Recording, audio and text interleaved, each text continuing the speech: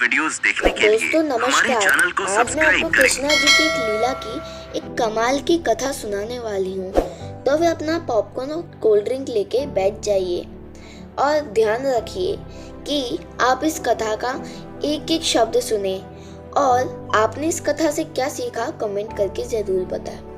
ये शुरू होती है सुदामा जी के घर से। सुदामा कृष्णा जी के प्रिय मित्र थे।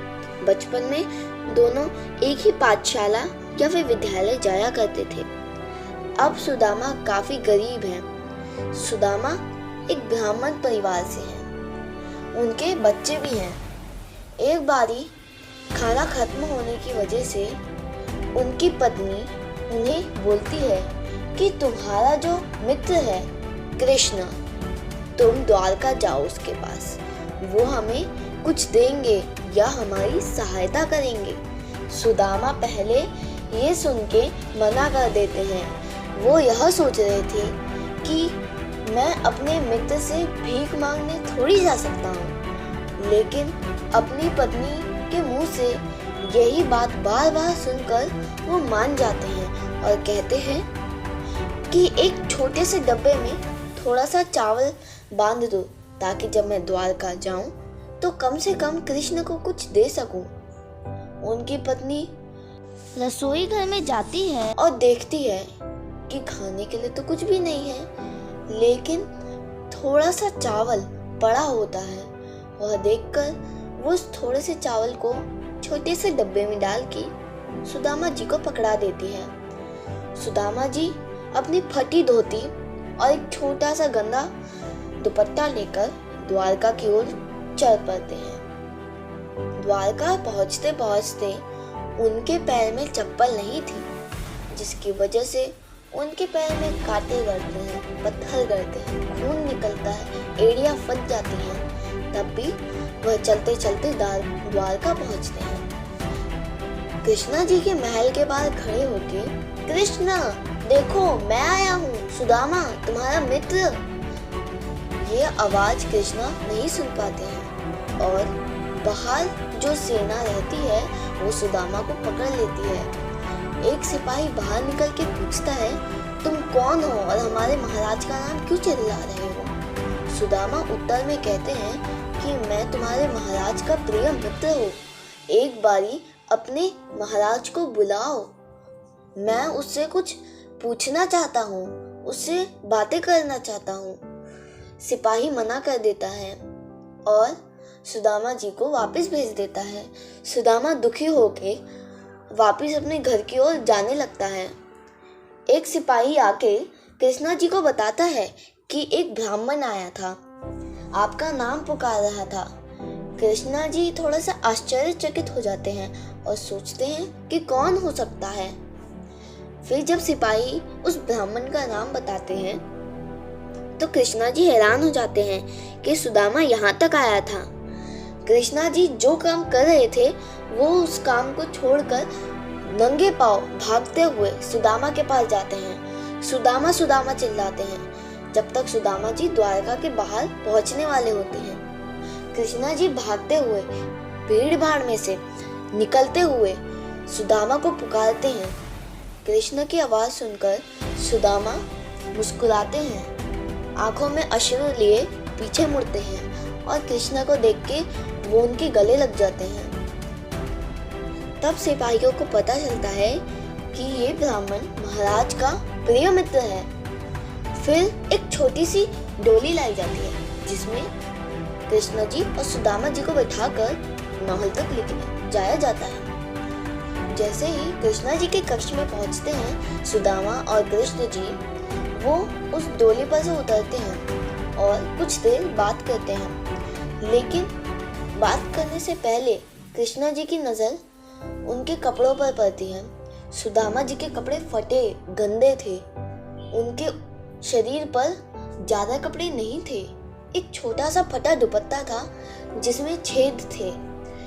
पैरों में छोटे छोटे कांटों के निशान और छेद हो रखे थे। एड़ियां फटी हुई थी जिसमें से लहू बह रहा था। ये देखकर कृष्णा जी की आंखों में आंसू भर जाते हैं।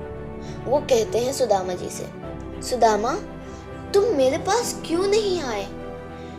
तुम्हारी इतनी बुरी हालत है जिसकी वजह से उन्हें पान परात की जरूरत नहीं पड़ी। कृष्णा जी के आंसुओं से ही एक थालन भर गई और उसी से सुदामा जी के पैर धुलवा दिए गए। कृष्णा जी उनसे बात करते हैं और कहते हैं, मुझे काफी अच्छा लगा कि तुम आए। मैं तुम्हारा बहुत बहुत आभारी हूँ। यह सुन के सुदामा कहते हैं, किस चीज का आभार? कृष्णा जी मुस्कुराते हैं और आंखें बंद कर लेते हैं और सुदामा जी की गोद में सर रख लेते हैं। कुछ घंटे वहीं सोने के बाद कृष्णा जी उठते हैं और देखते हैं कि सुदामा जी भी सो चुके हैं।